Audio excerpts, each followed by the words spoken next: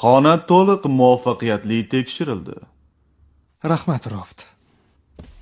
Sebastian, sen haqiqatdan ham meni bu yerdagi ishim seni axlatini tashlash deb hisoblaysanmi? Men unday deb o'ylamayman. Lekin sen shunday deding. Xayrli tun.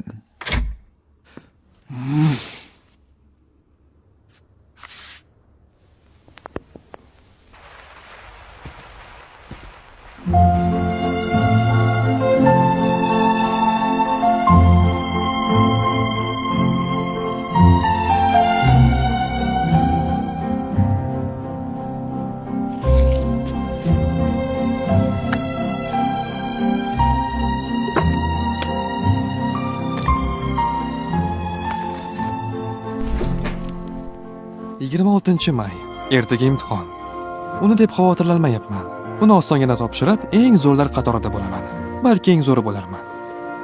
Faqat ayni bugun qadrli dadajonim juda berilib chizg'ich bilan urgan qo'lim pand bermasa. Lidiya bu imtihonni qanday topshirgani esimda. Ancha yaxshi natija edi. 3-o'rin.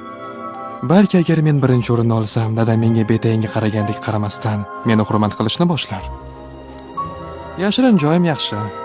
Dadam himoyani 1-bosqichini 2 oydan beri o'ta olmadi. Ikkinchisiga hali bir marta ham yeta olmagan. 3-sini gapirmasa ham bo'ladi. Men bank binosini deyarli bitirdim. Uning tomi o'zgacha ekan. Xuddi lampa qismiga o'xshaydi. Lekin bizning uyda hatto kuyib qolgan lampani ham topib bo'lmaydi. Ularni doim Roft almashtiradi.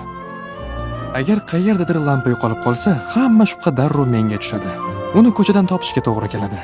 Yana ustunlar uchun bir ikkitagina tugma topish kerak va daryoni o'xshatish uchun plastik bo'lagi bo'lganida edi. O'zi bog'dan sal uzoqroqqa, hech qachon bo'lmagan joyimga borishim kerak edi. Shunda shahar maketini qanday tugatishni tushunardim. Lekin